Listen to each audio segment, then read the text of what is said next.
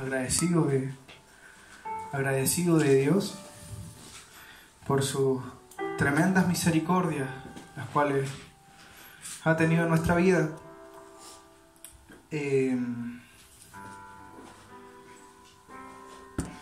Estoy impresionado, ¿cierto?, por ver tremendo milagro en el cual nuestros hermanos pudieron vivir, de tener un hijo. Y ahora lo entiendo mejor aún, ¿cierto? Porque como voy a ser padre, lo entiendo de mejor manera.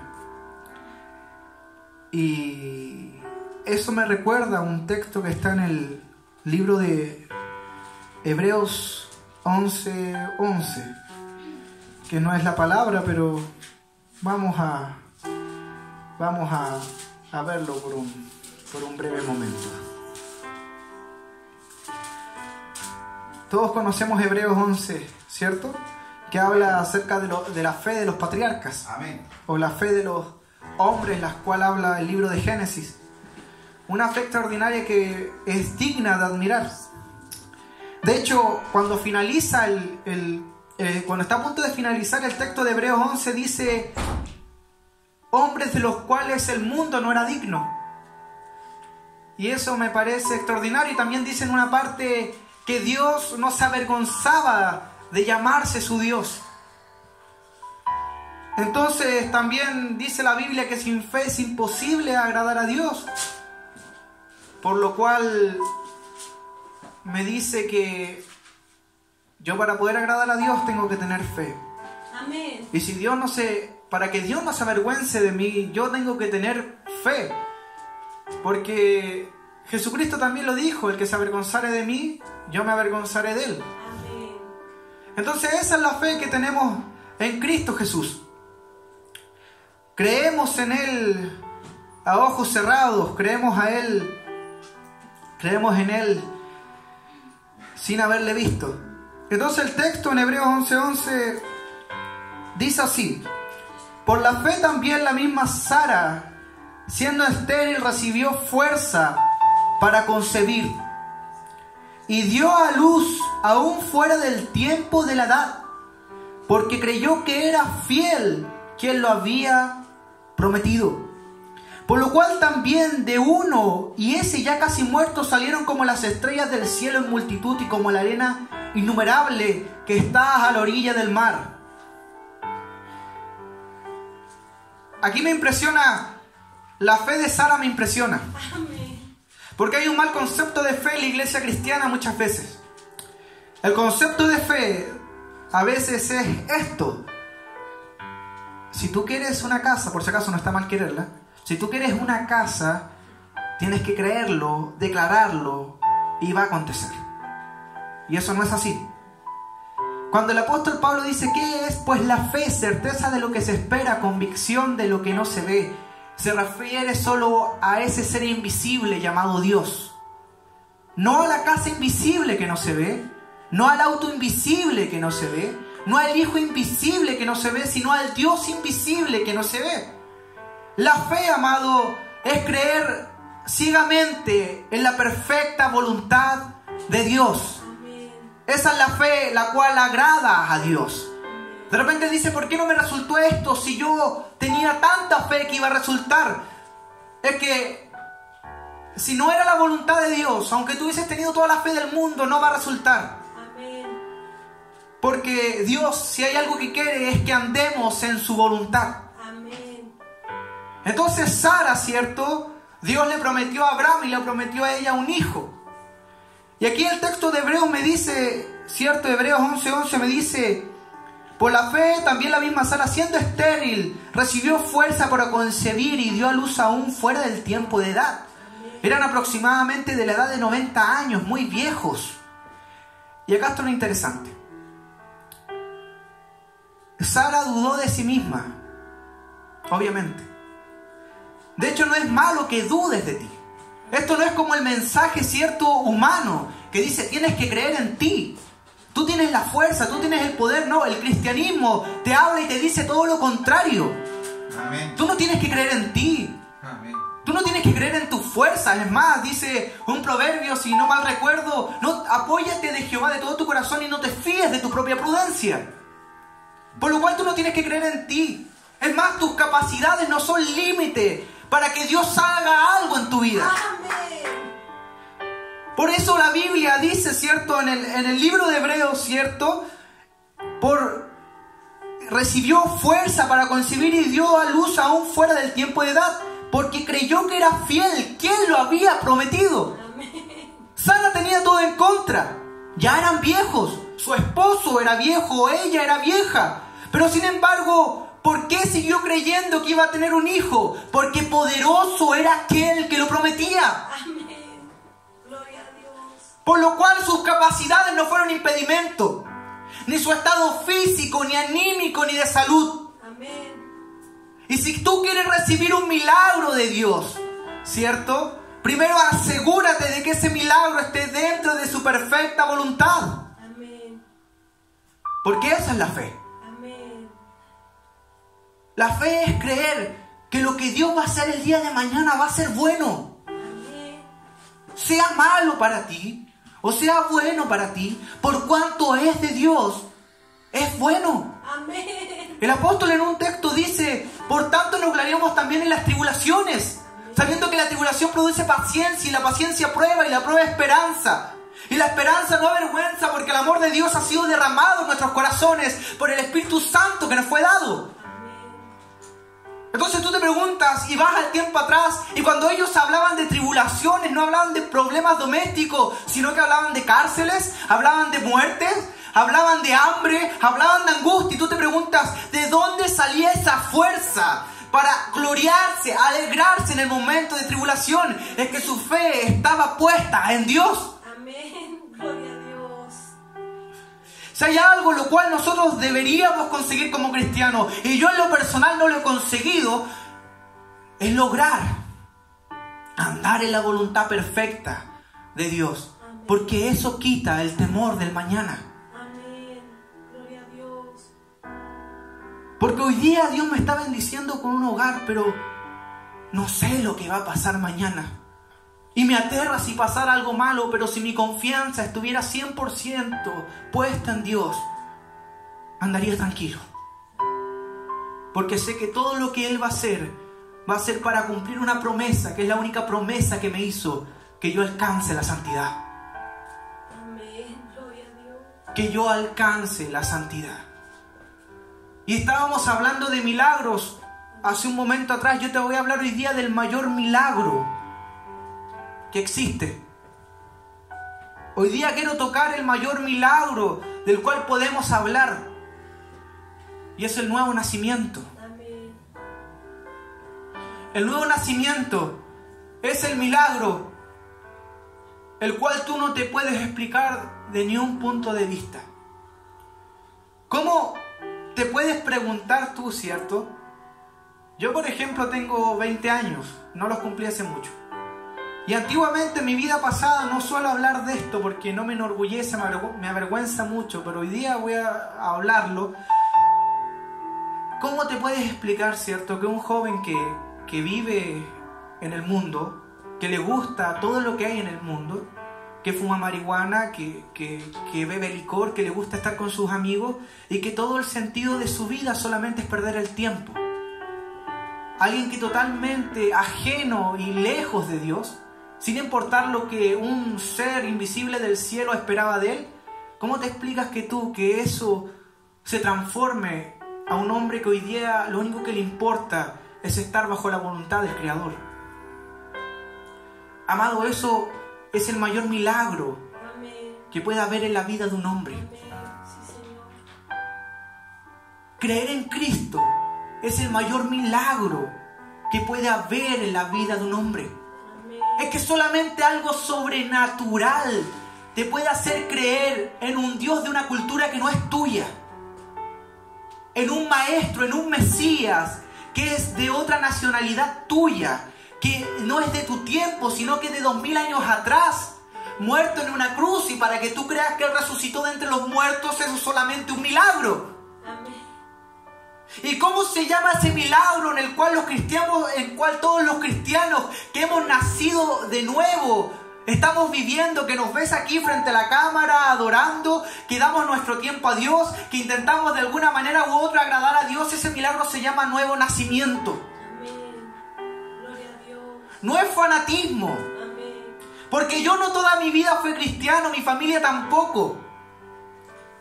Yo me crecí en un hogar disfuncional, en una vida totalmente disfuncional.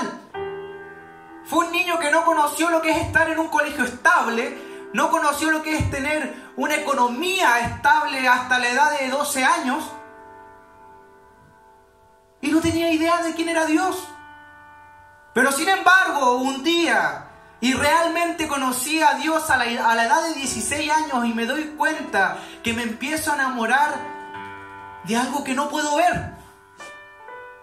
Empieza a crecer una pasión y un fuego por algo de lo cual había escuchado muchas veces, pero hoy día lo puedo empezar a vivir. Eso es cuando el Tomás de antes murió y resucitó uno nuevo en Cristo. ¿Y cómo vamos a entender mejor esto? Quiero que vayan en sus Biblias a Juan 3, en el Evangelio.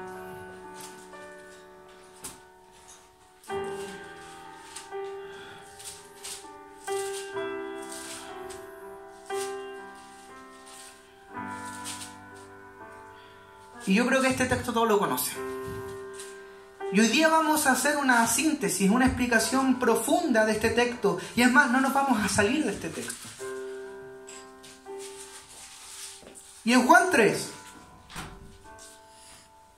y vamos a leer.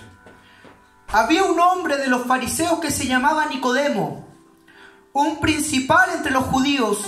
Este vino a Jesús de noche y le dijo: Rabí.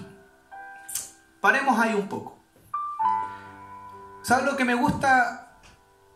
Que ya empezando ya me empiezo a sorprender.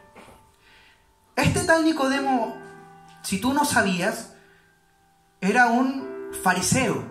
O sea que era un entendido de la Torá, era un entendido de la ley, era alguien con un rango muy importante en su tiempo.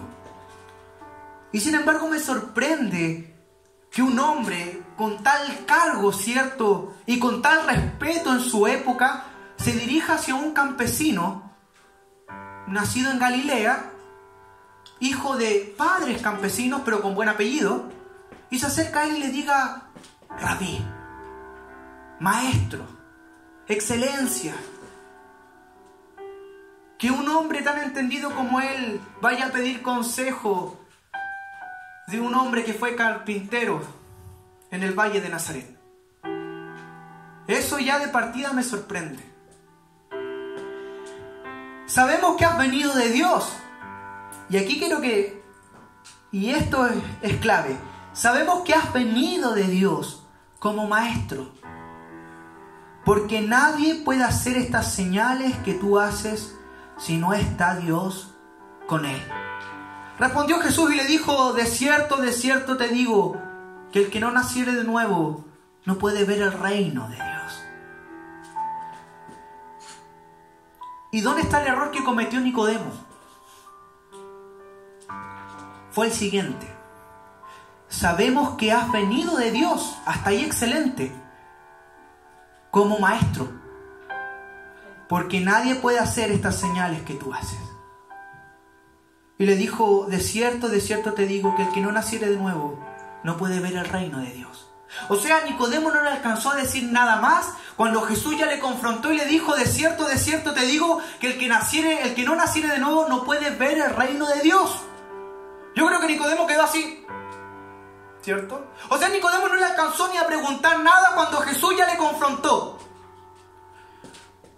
Nicodemo le dijo: ¿cómo puede un hombre nacer siendo viejo? ¿Puede acaso entrar por segunda vez en el vientre de su madre y nacer?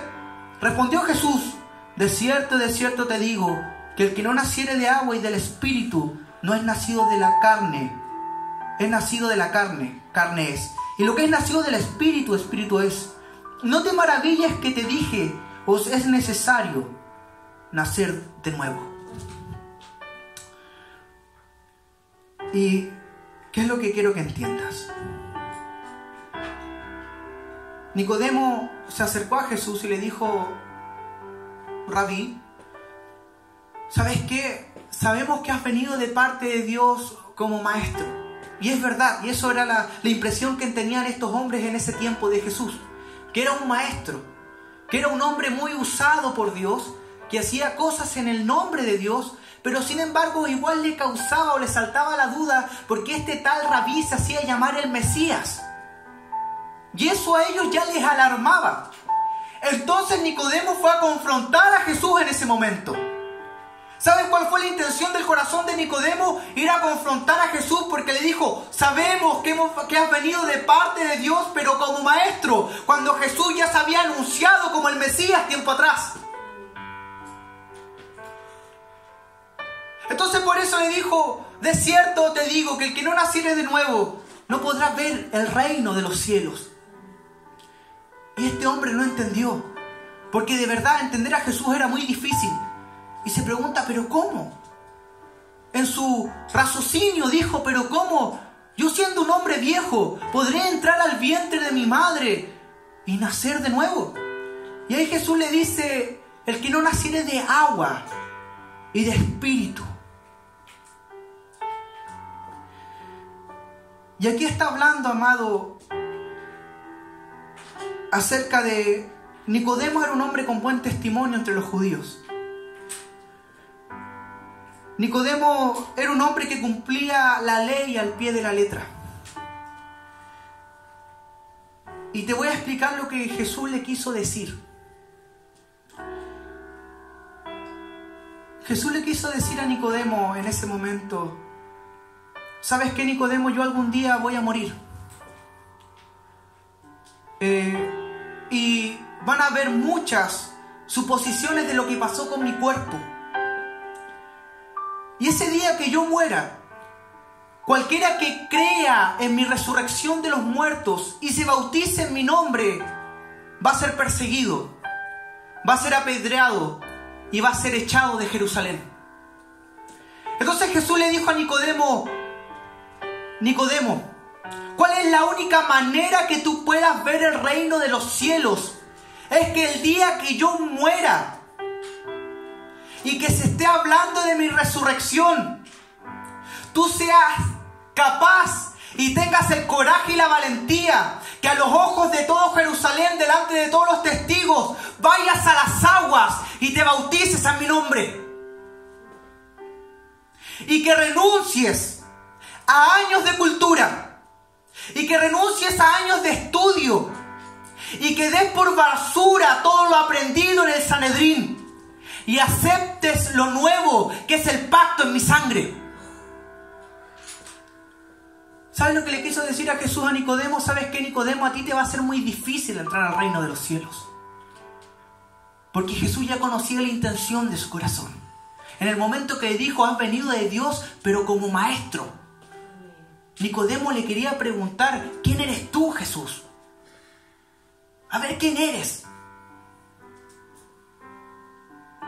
Y Jesús fue claro. Jesús fue muy claro con Nicodemo. Entonces, yo no sé si Nicodemo fue salvo. No tengo idea. Pero sin embargo tenemos un claro ejemplo, que es nacer de nuevo. En ese tiempo, amado, tienes que entender que no existía el Evangelio de Jesucristo. No existían los evangelios, no existía la Biblia. La Biblia la cual conocemos hoy día. Existía la ley, existía la Torá, existían las profecías. Pero todo esto que iba a acontecer iba a ser algo revolucionario. Iba a ser algo que de verdad iba a aterrorizar Jerusalén. Porque la idolatría o el seguir falsos maestros era condenado por muerte o prisión. Entonces, ¿por qué Jesucristo se dirigió o le fue a predicar el Evangelio a aquellos que no tenían conocimiento alguno. Es más, a los analfabetos. Es más, a los pescadores, a los celotes, a las rameras. Aquellos que no tenían ni una sola noción acerca de la ley. ¿Por qué? Porque eran hombres vacíos. Nada de lo viejo estaba en ellos. Jesucristo se dirigió ante estos hombres que quizás con suerte podían hablar bien, porque sabía que ellos iban a recibir todo lo nuevo. Sabía que ellos iban a recibir de buena gana y con gran amor lo que les estaba enseñando este hombre. Pero a Nicodemo, a los fariseos, a los maestros, es más, a los ricos de su tiempo les iba a ser muy difícil. Porque iban a tener que desechar todo eso que venían aprendiendo desde niños. Iban a tener que renunciar a toda esa cultura a la cual seguían desde niños. Iban a tener que renunciar a todo su ego, a toda su sabiduría, a todo lo que ellos pensaban saber acerca de Dios para aceptar las palabras de un carpintero de Galilea. ¿Y qué es el nuevo nacimiento en este tiempo entonces? Es prácticamente lo mismo. Porque, por ejemplo, tú puedes ser un hombre muy elocuente, saber de mucha ciencia, o ser un hombre muy exitoso, o un simple joven que cree saber mucho. ¿Y cuál es la única manera que tú puedas ver el reino de los cielos? Es renunciar a todas esas cosas que tú encuentras buenas, que tú crees saber, y aceptar todo lo nuevo que te ofrece Jesucristo.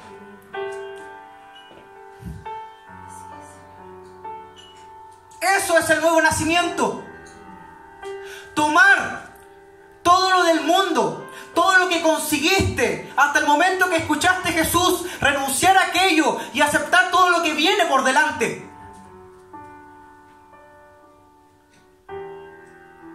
¿Cuál es el nuevo nacimiento? ¿Cuáles son las evidencias que naciste de nuevo? Es que aborreces lo que Dios aborrece y ama lo que Dios ama.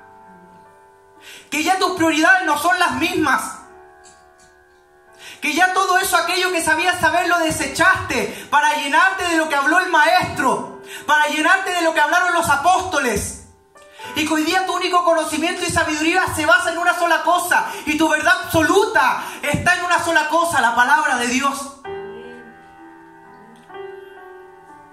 Porque si tú me preguntas, yo no sé nada mucho de ciencia, de historia sé bien poco. Es más, y si me meto a hablar de una conversación entre gente elocuente, quizás quede muti, no sabría qué decir. Porque decidí invertir todo mi conocimiento, decidí invertir todas mis neuronas en aquello que no perece.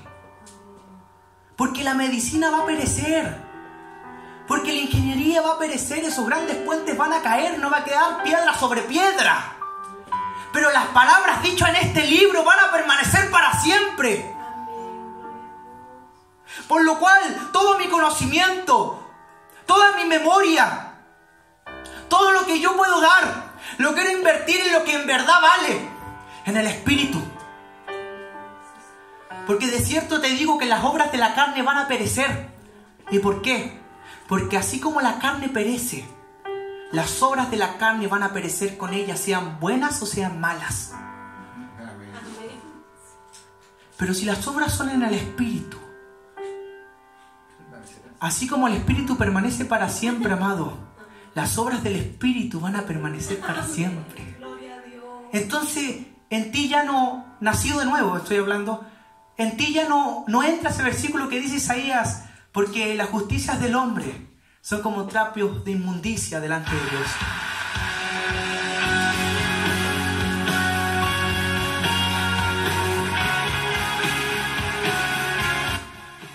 Sino que en ti va a hacer otro el trato.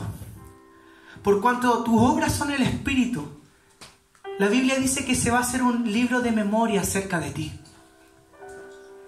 Porque las obras que son en el Espíritu, amado, son bajo la voluntad de Dios. Amén. Porque es su Espíritu el que te impulsa a hacer aquellas cosas. Amén. ¿Y cómo sé que yo, Tomás Bazán, mis obras son en el Espíritu? Porque yo cuando estaba en la carne y cuando no había nacido de nuevo, todo lo que hacía era malo. Amado, un buen chileno solo la vendía. Lo único que hacía era arruinar las cosas. No me resultaba nada bien. Pero sin embargo, ahora que estoy en el Espíritu y he nacido de nuevo, todas las cosas parecen resultarme. ¿Por qué? Amén. Porque ya no vivo yo, sino Cristo vive en mí. Amén. Gloria a Dios. Y lo que vivo en la carne, ahora lo vivo en la fe del Hijo de Dios, Amén. que se entregó y se dio a sí mismo por mí. Amén. ¿Sabes quién dijo esas palabras? Las dijo el apóstol Pablo. Amén. No hay mayor ejemplo de nuevo nacimiento que el apóstol Pablo. Amén. ¿Tú sabes lo que le pasó al apóstol Pablo camino a Damasco? ¿Sabes quién era Pablo? Él se describe como fariseo de fariseos, de la tribu de Benjamín, si no mal recuerdo, circuncidado al 8º día, conforme a la ley, excelente. O sea, Pablo era un hombre... creció a la sombra de Gamaliel, el maestro más respetado de su tiempo. O sea, era un hombre con un estatus social pero muy alto. Era un entendido de la escritura pero tremendo. Era un hombre pero con un rango tremendo, la gente lo respetaba. Y un día aparece un tal pescador llamado Pedro.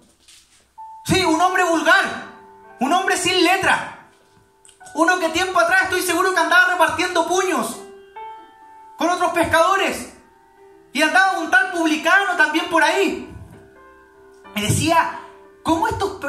y más encima, predicaban que un tal carpintero que venía de Galilea era el Hijo de Dios. Y no solo eso, que murió colgado en una cruz. Cuando la Escritura dice, maldito todo aquel que cuelga de un madero.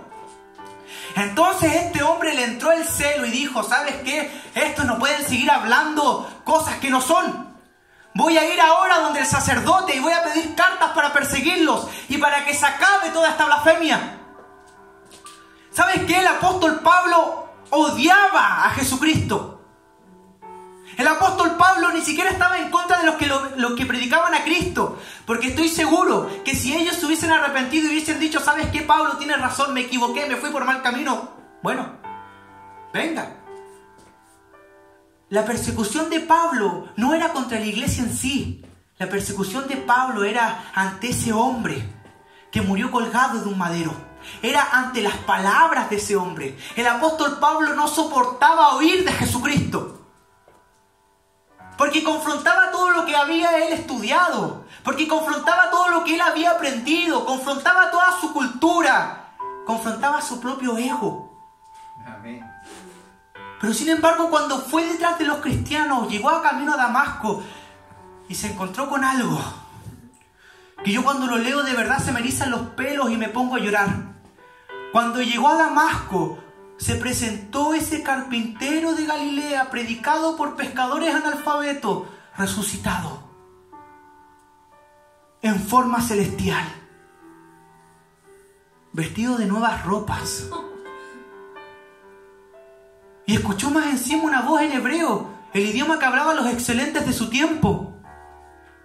Saulo, Saulo, ¿por qué me persigues? Dura cosa te es dar coces contra el aguijón. Amén.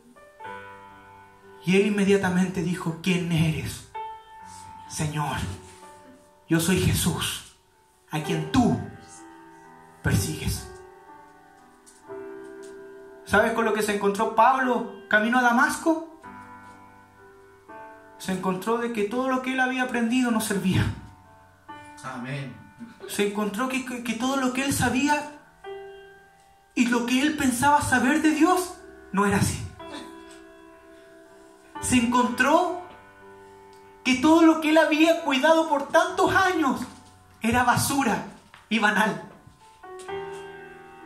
Y se dio cuenta que esos pescadores que él trataba de ignorantes estaban en toda la razón. Amén. Gloria a Dios. Y él con aires de grandeza, sintiéndose superior a ellos, Después se vino a decir tiempo atrás el más pequeño de todos. Amén. Gloria a Dios. Aleluya. Es que no hay mayor ejemplo de nuevo nacimiento que el de apóstol Pablo. Porque después decía, he dado todo por basura con tal de ganarme el conocimiento de Cristo. Amén. Y si hoy día me jacto en mis tribulaciones, me jacto en mis debilidades, y si algo me glorío es en la cruz de mi Señor. Y ese hombre que hablaba de la ley en las sinagogas, después estaba predicando de Jesucristo en las mismas. Amén. Ese hombre que era respetado y que el pueblo judío lo veneraba, estaba siendo apiedrado y expulsado por su propio pueblo. Amén. Sí, Señor. Ese hombre que quizás tenía un buen hogar, un buen vivir, pasó la mitad de su vida preso, Amén. dándole su vida a otros ignorantes, tan ignorantes como él. Amén.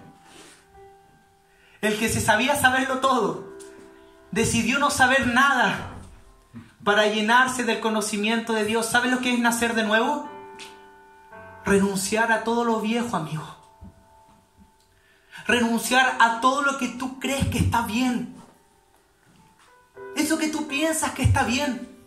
Eso que tú crees que para ti es justo, si para Dios no es justo, para ti tampoco lo debe ser. Amén. Si hay cosas que a ti te gusta hacer, porque eso es lo que quiero que entiendas. El milagro no es que dejes de sentir esos deseos de pecar. El milagro es que sientes esos deseos de pecar, pero sin embargo no lo haces. ¿Qué es lo que te detiene, amado? El Espíritu Santo de Dios. Porque antes eras un hombre impulsado por tus deseos. Antes eras un hombre que si tu carne te decía upa, tú decías chalupa. Pero sin embargo hoy día la carne empieza a tentar, empieza a querer hacerte caer. ¿Y tú qué empiezas a hacer? A rechazar. Eso es la evidencia de un hombre que ha nacido de nuevo. Amén. Gloria a Dios. Esa es la evidencia de un hombre que quiere parecerse más a Cristo. Porque hoy día la ciencia para ti no es nada.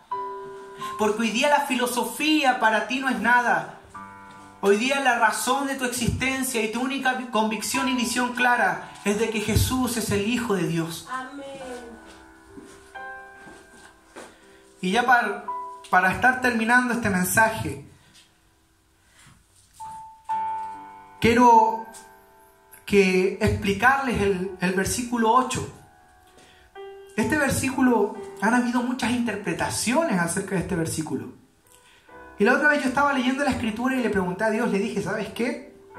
Ninguna de estas interpretaciones me convence. Y ¿sabes qué? Cada vez que yo le pregunto a Dios, Él me responde.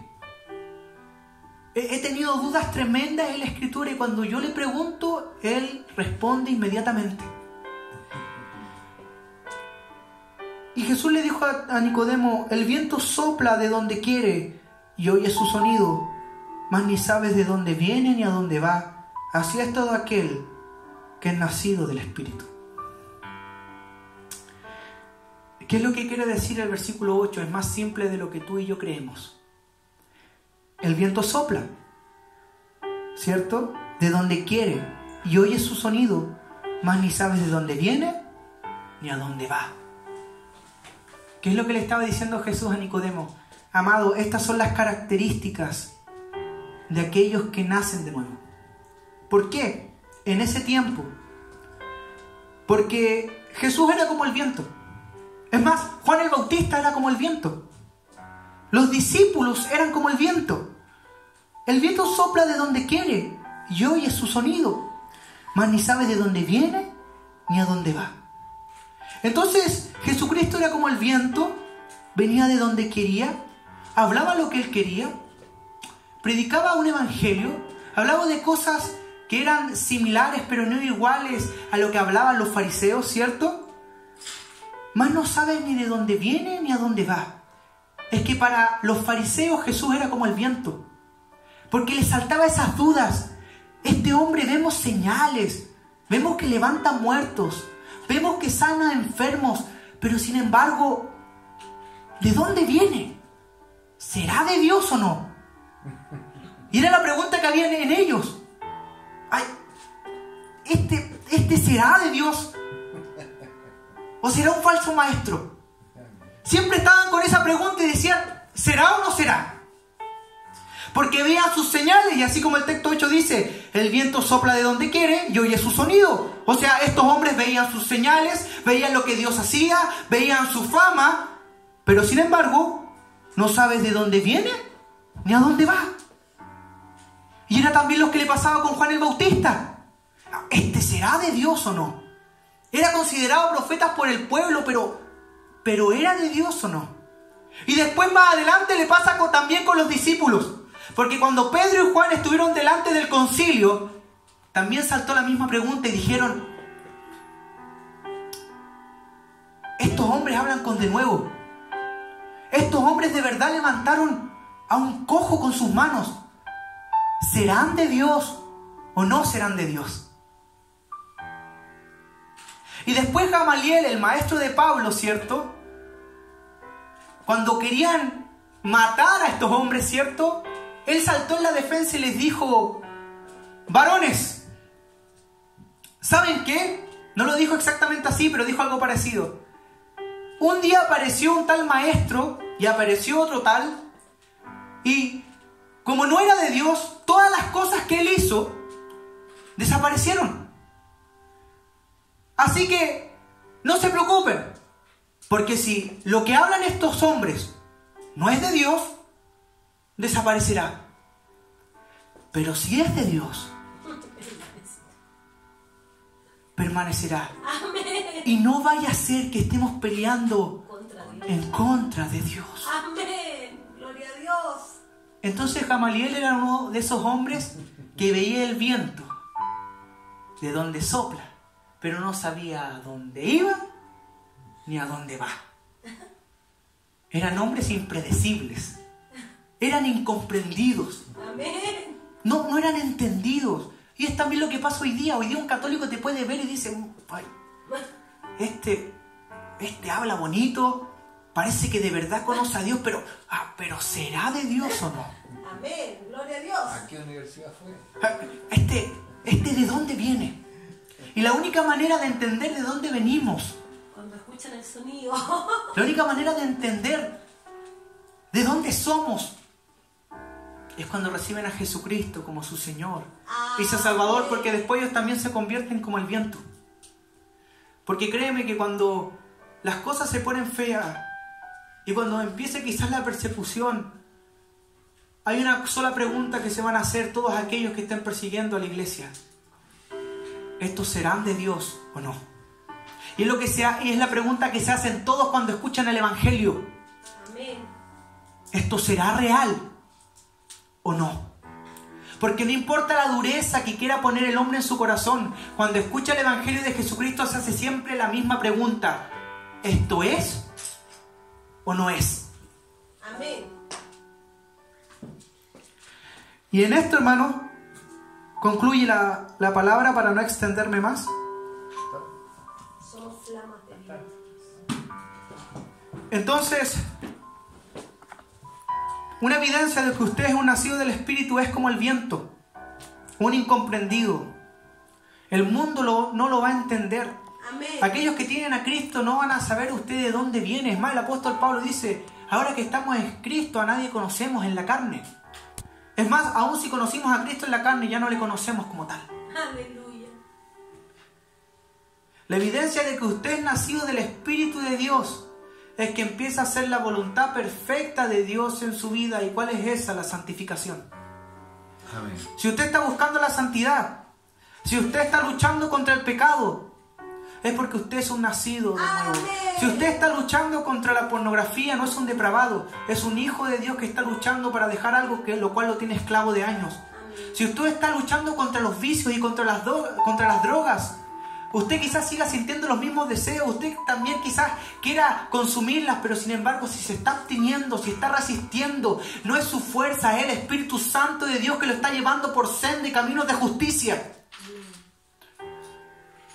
Porque el milagro no es que deje de sentir, El milagro es que queriendo no lo haga. Amén. Gloria a Dios. Y en esto concluye el mensaje. Amados. Amén.